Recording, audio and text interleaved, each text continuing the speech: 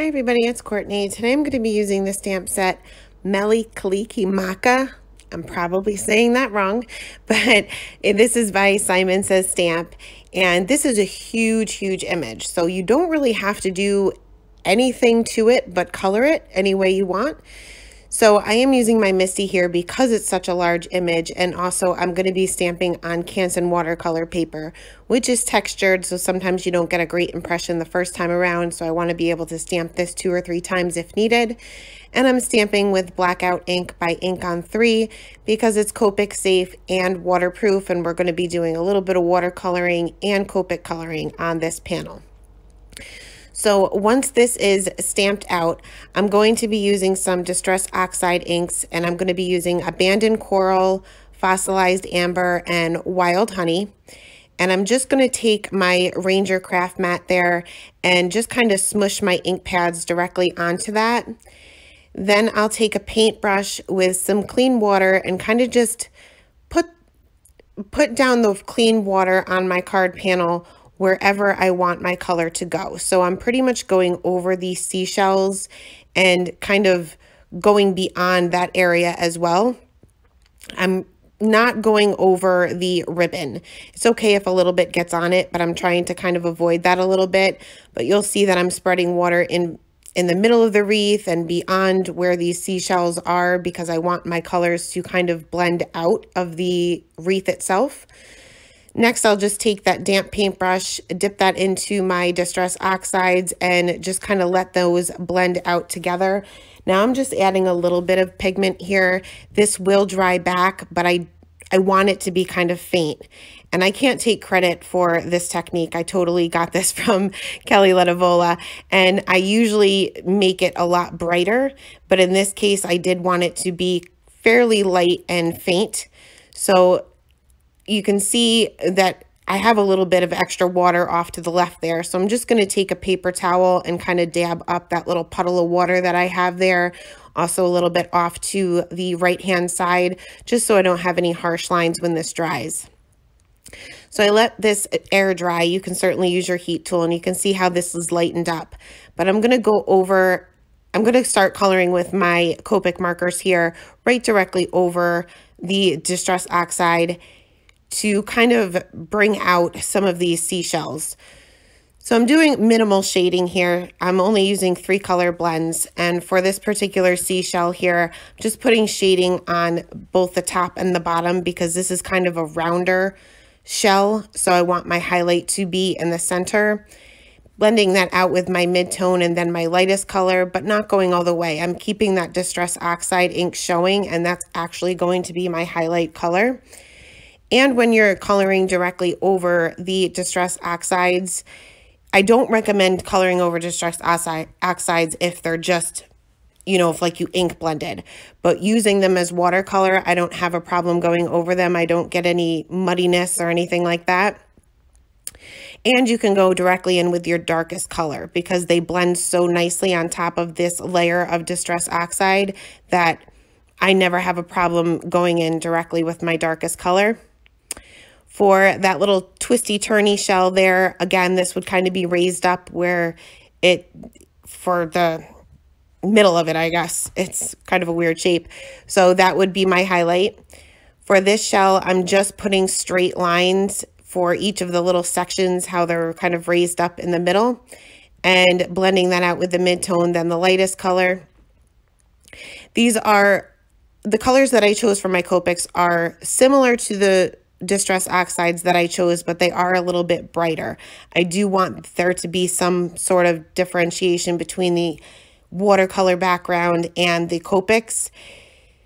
So next I'll move on to my next color combination here, and I only really used 3 color combinations for the shells, but I'm just going to show you quickly the 3 combinations that I used, but pretty much colored the shells the same way.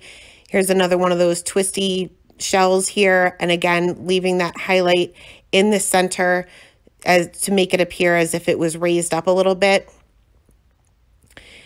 For the what are these called? Oh, starfish. Totally forgot the word. I'm not doing really any shading except for the cast shadow that would be created from that one shell laying over it. So I'm putting a little bit of color in the center, but pretty much just adding that cast shadow. Here's another one of these same shells, only this one you can see more of it, so you can kind of see how I'm coloring it. Using that same color combination and just creating a shadow in each of these little sections, and also where this is laying behind this little twisty turny one. Now, in order to bring a little bit more brightness, and I know that these are kind of bright in comparison to the Distress Oxides, but I'm going to bring in a darker orange. And I'm not sure what this little thing is. It's not a shell. It probably is supposed to be green. It's probably some sort of plant, but we're going to color it orange. And I'm just going to bring in a little bit darker of an orange here. And I'm kind of just adding my shading where it's kind of overlapping on itself. And also there are lines within this image to kind of show you where it may be folded or where there should be some shading. And I'm just using those as a guide to help me place down my shadows. Blending that out a little bit with the YR68, and then I'll go in with the Y38 that we used in the first color combination. And there was too much contrast between the Y38 and the Distress Oxide that was below it. So I did end up bringing in the Y35 just to blend it out a little bit further so that there wasn't too much of a harsh line between the Copic color and the Distress Oxide color. But for the most part, colored all these seashells the same with the same 3 color combinations that we just went over. And we'll move on to the ribbon.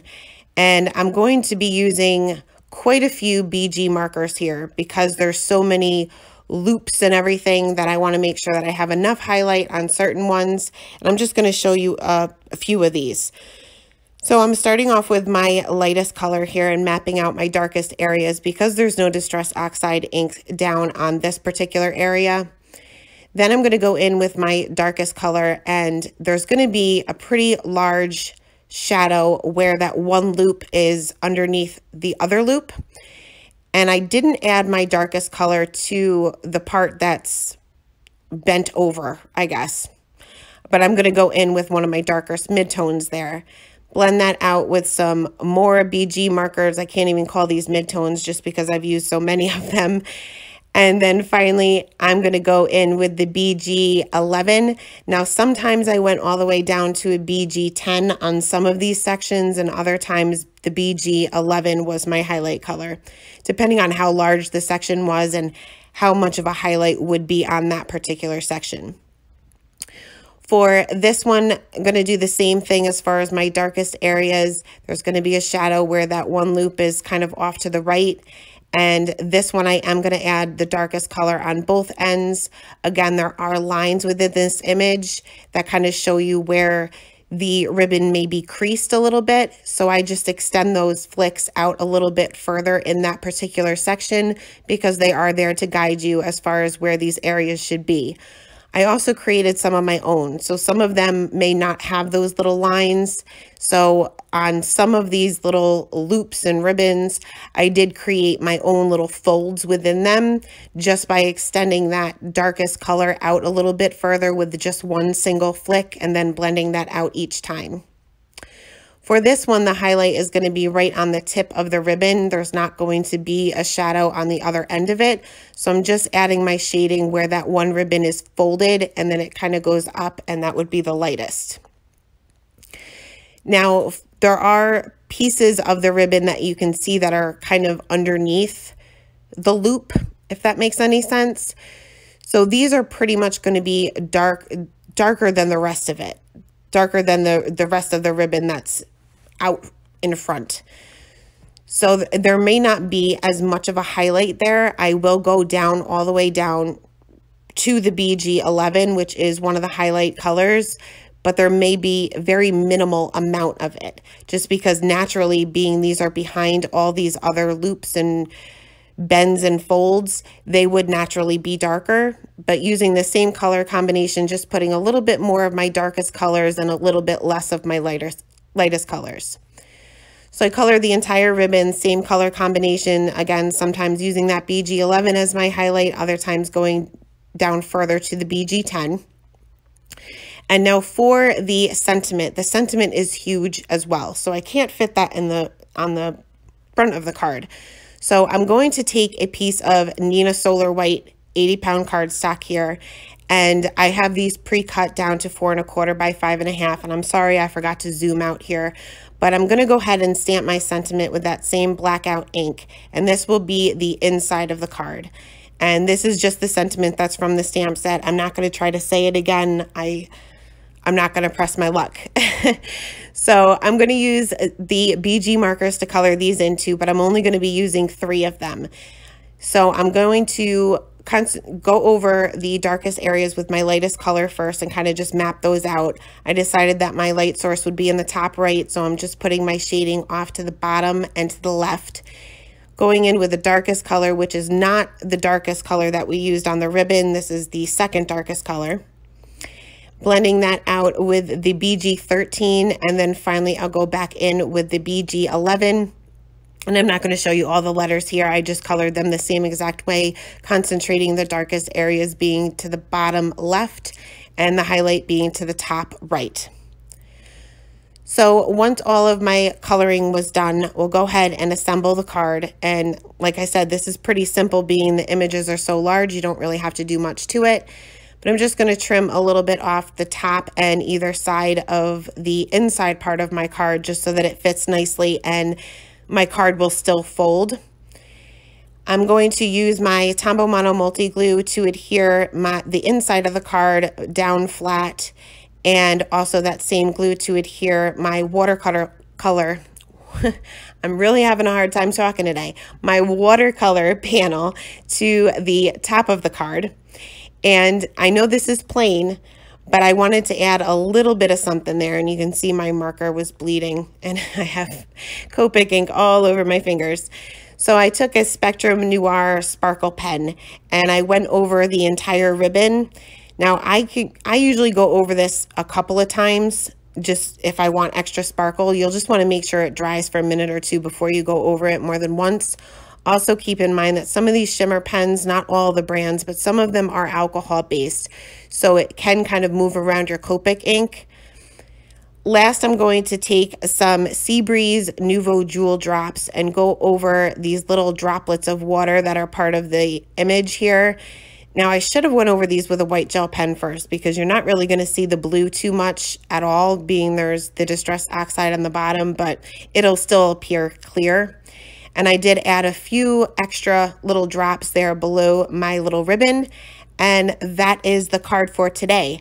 Thank you guys so much for stopping by, and have a great day. Bye.